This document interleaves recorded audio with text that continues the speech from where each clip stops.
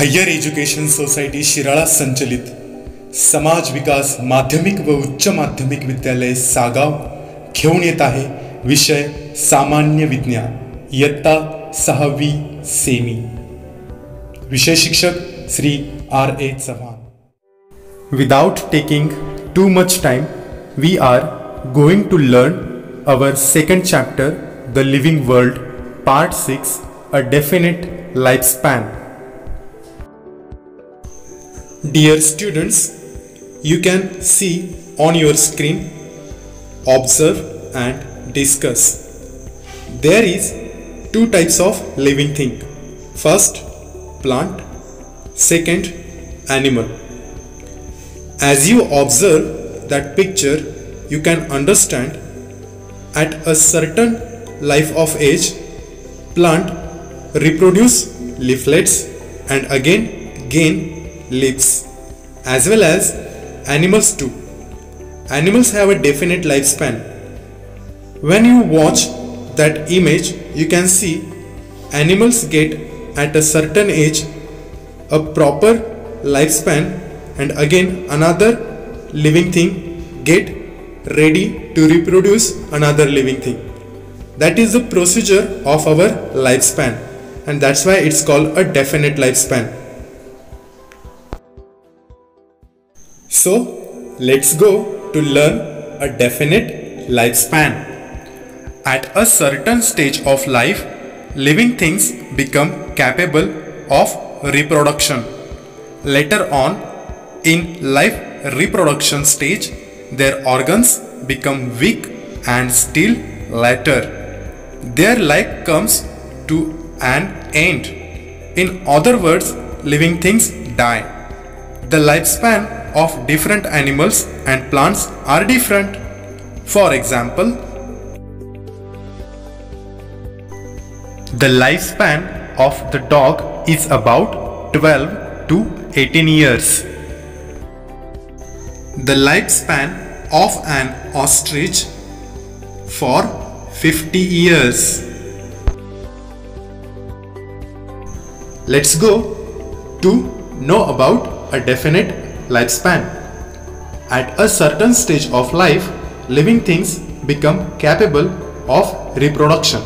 म्हणजेच सजीव हे आपल्या जीवनाच्या ठराविक टप्प्यावरती प्रजननक्षम होत असतात.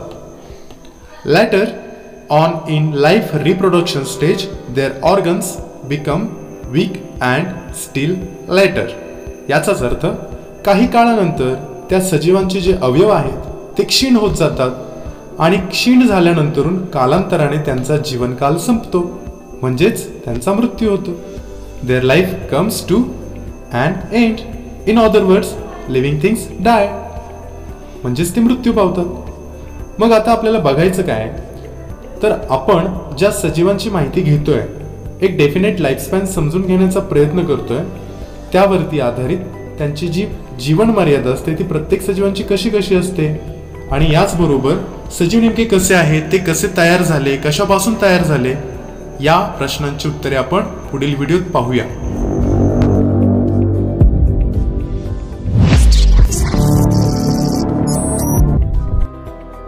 स्वागत है दोस्तों आपका हमारे चैनल मिस्ट्री ऑफ साइंस में, और मैं हूं आपका दोस्त AJ। दोस्तों, आज हम आपको बताएंगे कि धरती में जीवन की उत्पत्ति कैसे हुई। चलिए देखते हैं। आज से 450 अरब साल पहले हमारे सौरमंडल के ही गुरुत्वाकर्षण के कारण एक विशाल अग्नि के गोले का निर्माण भी हो रहा था। जिस आग के गोले को आज हम पृथ्वी के नाम से जानते हैं, जब इस आग के गोले का निर्माण हो रहा था, उसी समय यह बात तो निर्धारित ही थी कि इस आग के गोले पर आने वाले करोड़ों सालों में जीवन की उत्पत्ति होगी, क्योंकि जहां पर इस अग्नि के पिंड का निर्माण हो रहा था, वह स्थान हमारे सूर्य के एक निश्चित दूरी पर होने की वजह से हैबिटेबल जोन बन गया था। दोस्तों, हैबिटेबल जोन उस जोन को कहते हैं जो इंसानों के रहने लायक होता है। जैसे इंसानों को सांस लेने के लिए हवा की जरूरत होती है और पीने के लिए पानी की जरूरत होती है, तो वो सब यहाँ पर 4 अरब साल पहले हमारे ब्रह्मांड में कुछ ऐसी उथल पुथल हुई कि मंगल ग्रह इस आग के गोले यानी पृथ्वी से आकर टकराया और इस टकराव के कारण करोड़ों टन मलबा पृथ्वी के ऑर्बिट में जाकर पहुंच गया, जिसकी वजह से पृथ्वी के सैटेलाइट चांद का निर्माण हुआ और साथ ही साथ हमारी पृथ्वी अपने एक्सिस पर 25 डिग्री झुक गई।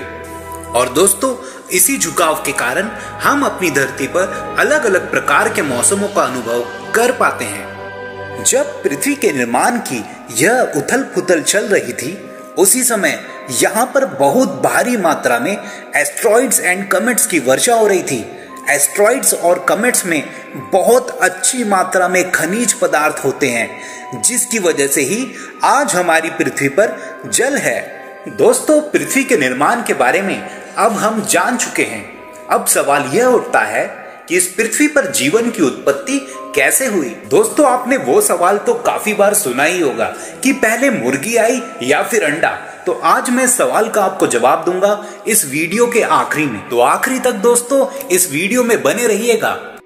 तो दोस्तों, पृथ्वी की उत्पत्ति के रहस्यों का पता लगाने के लिए दुनिया के विभिन्न देशों के वैज्ञानिकों ने बहुत सारी रिसर्चेस की, जिसमें से बहुत सारी थ्योरीज तो फेल हो गई। सन 1953 में ओपेरिन और हार्डिन नाम के दो वैज्ञानिकों ने इस विषय पर एक एक्सपेरिमेंटल रिसर्च की, जिससे ये सामने आया कि जीवन की उत्पत्ति एमिनो एसिड और नाइट्रोजन से हुई है, जिससे कि हमारे डीएनए और आरएनए का निर्माण होता है। इन सभी रिसर्चेस से यह माना गया है कि कमेट्स और एस्ट्रॉइड्स में उपस्थित तत्वों एवं जल से ही जीवन की उत्पत्ति हुई है। जानते हैं कैसे? चलिए मैं आपको इसे विस्तार से समझाता हूं। जब यह कमेट्स और एस्ट्रॉइड्स भारी मात्रा में धरती पर गिरे थे, तो इनमें से उपस्थित तत्व एवं जल धरती में मिल गए थे और समय बीतने पर यह तत्व पानी में उपस्थित ज्वालामुखियों के संपर्क में आए और उस ताप एवं दाब की उपस्थिति में बहुत सारी रासायनिक क्रियाएं हुई, जिसकी वजह से amino acid, nitrogen, oxygen, hydrogen जैसे तत्वों का निर्माण हुआ और इन तत्वों की क्रियाओं से सूक्ष्म जीवियों का निर्माण हुआ। इन्हीं में से एक जीवाणु है साइनोबैक्टीरिया। इस जीवाणु की उत्पत्ति से हमारे वातावरण में ऑक्सीजन की मात्रा बढ़ती गई, क्योंकि यह जीवाणु ऑक्सीजन का उत्पादन करता है। और दोस्तों, फिर धीरे धीरे अलग अलग जीव जंतुओं का निर्माण होने लगा एवं इन्हीं जंतुओं में इवोल्यूशन होने के कारण नए नए जंतुओं का निर्माण होता रहा। फिर विशालकाय जंतु जैसे कि डायनासोर की भी उत्पत्ति हुई। फिर एक समय ऐसा भी आया कि एक एस्ट्रॉइड अंतरिक्ष से आकर हमारी पृथ्वी से टकराया और एस्ट्रॉइड्स फ्रिक्शन की वजह से वह वातावरण में जलने लगा। जो भी जंतु प्राणी इस एस्ट्रॉइड्स की किरणों की चपेट में आया, वो तुरंत मर गया और इस समय 75% जीवों की मृत्यु हो गई थी। इसी समय डायनासोर्स का भी नामो निशान मिट गया था। वैसे दोस्तों, डायनासोर्स की सारी प्रजातियां खत्म हो चुकी हैं।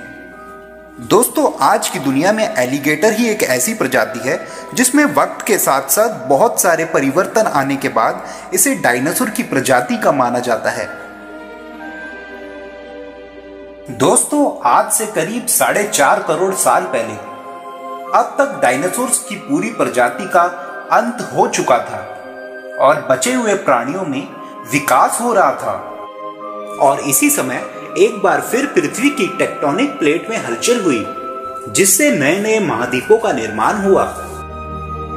इन महाद्वीपों में से एक था हमारा भारत, जो एशिया महाद्वीप से जुड़ गया और इसी वजह से हिमालय पर्वत का निर्माण हुआ, जिससे दुनिया की आधी आबादी को पीने का पानी मिलने वाला था। उस समय भी पृथ्वी आज की तरह ही दिखती थी, लेकिन उस समय इंसानों का अस्तित्व नहीं था। फिर समय बदलता गया।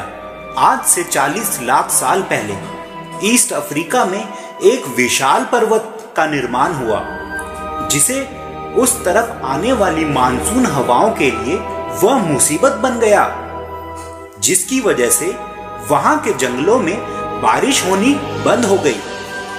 और इन्हीं जंगलों में रहते थे एप्स, जो हमारे एंसेस्टर्स थे। बारिश ना होने की वजह से वहां के जंगलों में सूखा पड़ गया, जिसकी वजह से इन एप्स ने पेड़ों के नीचे आने का फैसला किया। और यही फैसला हम इंसानों के अस्तित्व के लिए एक वरदान साबित हुआ, क्योंकि ये एप्स खाने की खोज में पेड़ों के नीचे आने के बाद समय समय के साथ 2 पैरों पे चलना सीख गए थे। तब इनका दिमाग एक संतरे जितना था। समय बीतने के साथ साथ इनमें परिवर्तन हुआ और अब इन्होंने शिकार करने के लिए पत्थरों का उपयोग करना शुरू कर दिया था। अब दिमाग का आकार भी धीरे धीरे बढ़ रहा था।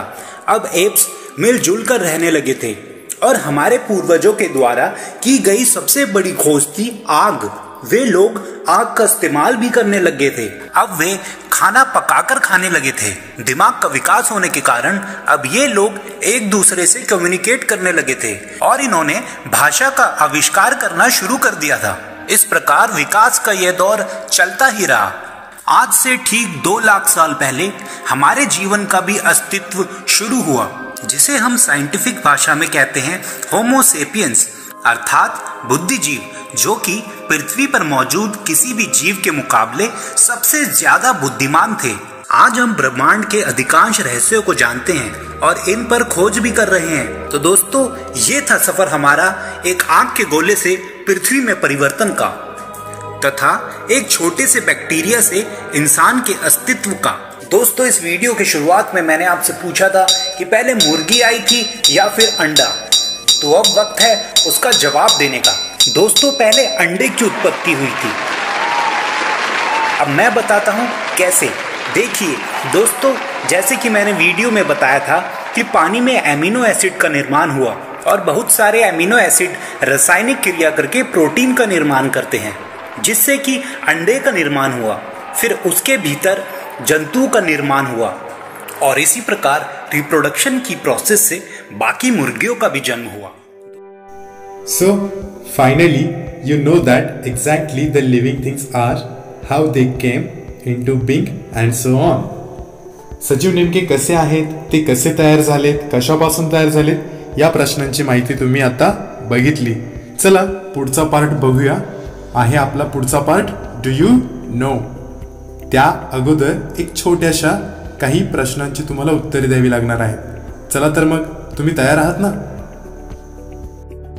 On your screen you can see some pictures of animals with some age numbers.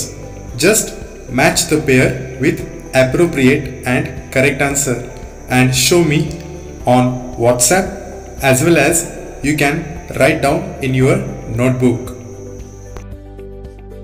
So let's come to our main point. Do you know the lifespan of the giant turtle found on the Galapagos Island in South America is about 170 years. Let's watch it. On your screen you are watching that one giant turtle, and right now the age of this turtle is more than 170 years. That giant turtle found on the Galapagos Island, that is located in South America. You can see how he look. It's amazing, na? Watch it carefully, that all video.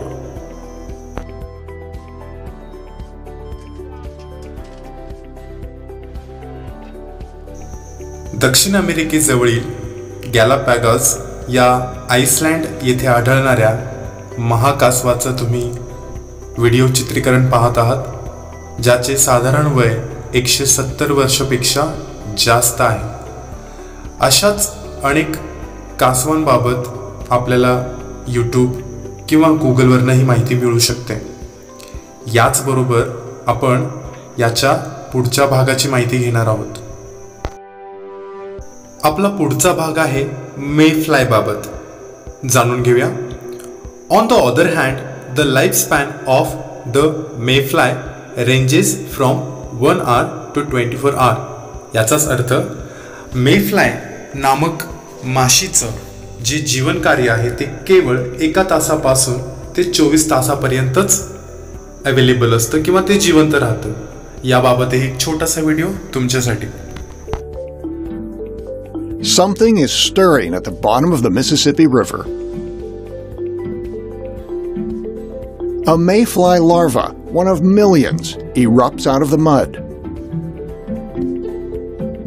On low-lying foliage, they shed their larval shells.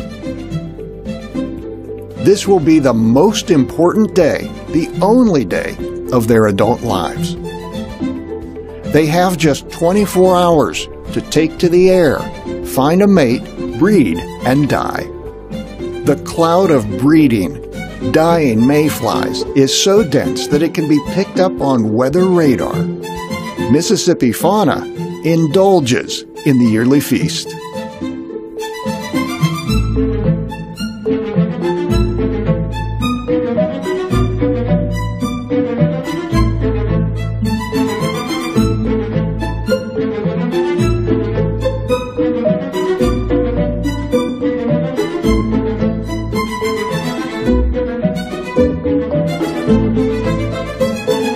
The majority of the mayflies will survive to breed, shedding their spawn into the river. Next year, the eggs will hatch for another day of breeding, feasting, and death.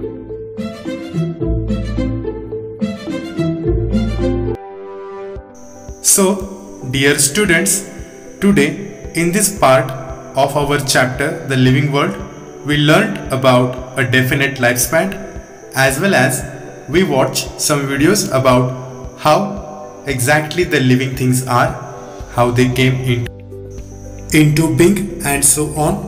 As well as we learned about some videos from YouTube, like about the giant turtle and mayfly. Now it's time to break. Tomorrow we will see the rest part of this lesson and learn about the cellular structure. Have a good day.